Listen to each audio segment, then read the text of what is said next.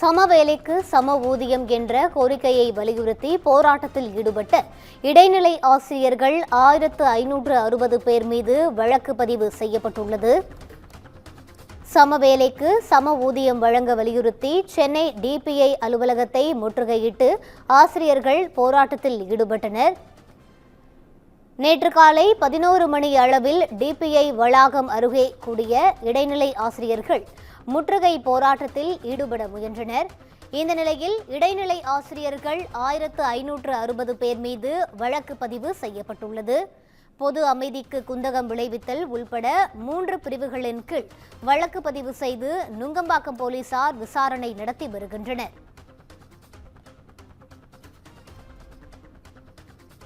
சம வேலைக்கு சம ஊதியம் என்பதை வலியுறுத்தி சென்னை டிபிஐ அலுவலகத்தை முற்றுகையிட்ட ஆசிரியர்கள் மீது வழக்கு பதிவு செய்யப்பட்டுள்ளது. இடைநிலை பதிவு மூப்பு ஆசிரியர் இயக்கத்தினர் 1560 பேர் மீது நுங்கம்பாக்கம் போலீசார் வழக்கு பதிவு செய்துள்ளனர். பொது அமைதிக்கு குந்தகம் விளைவித்தல் உள்பட 3 பிரிவுகளின் கீழ் வழக்கு பதிவு செய்யப்பட்டுள்ளது.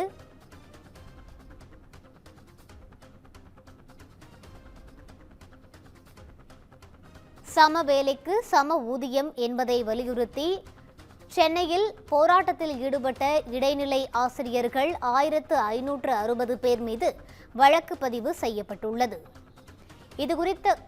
இதுகுறித்த கூடுதல் விவரங்களோடு இணைகிறார் எமது செய்தியாளர் சுப்பிரமணியன்.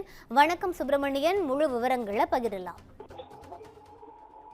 தமிழகத்தில் அரசு பள்ளிகளில் 2009ஆம் ஆண்டு நியமிக்கப்பட்ட அரசு பள்ளி இடைநிலை ஆசிரியர்களுக்கு ஒரு ஊதியமும், அதே ஆண்டு ஜூன் மாதம் பணி நியமனம் செய்யப்பட்ட ஆசிரியர்களுக்கு மற்றொரு ஊதியமும் நிர்ணயிக்கப்பட்டு இருக்கிறது.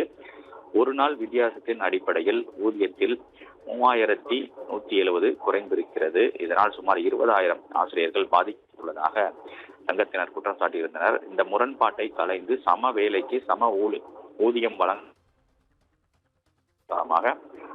கோரிக்கை வைத்து வருகின்றனர். ஆனால் இதுவரை அந்த கோரிக்கை நிறைவேற்றப்படவில்லை.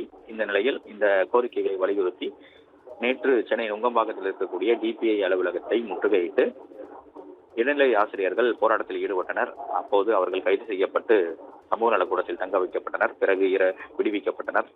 இந்த தடையை மீறி போராட்டத்தில் ஈடுபட்ட காரணத்தினால் 1560 இடைநிலை ஆசிரியர்கள் மீது நுங்கம்பாக்கம் போலீசார் 3 பிரிவுகளின் கீழ் வழக்கு பதிவு செய்திருக்கிறார்கள். அனுமதியின்றி கூடுதல், பொது அமைதிக்கு குந்தகம் விளைவித்தல் உள்ளிட்ட 3 பிரிவின் கீழ் வழக்கு பதிவு என்பது செய்யப்பட்டிருக்கிறது. இந்த நிலையில் அந்த போராட்டத்தில் ஈடுபட்ட ஆசிரியர்கள் இன்றும் மீண்டும் போராட்டத்தில் ஈடுபட இருப்பதாக தகவல்கள் வெளியாகி இருக்கிறது. இதன் காரணமாக சென்னையின் முக்கிய பகுதிகளில் பாதுகாப்பு பலப்படுத்தப்பட்டு இருக்கிறது. குறிப்பாக பிராட்வே பேருந்து நிலையம், எழும்பூர் ரயில் நிலையம், சென்ட்ரல் ரயில் நிலையம், அதே போல டிபிஐ அலுவலகத்திலும் போலீஸ் பாதுகாப்பு என்பது போடப்பட்டிருக்கிறது.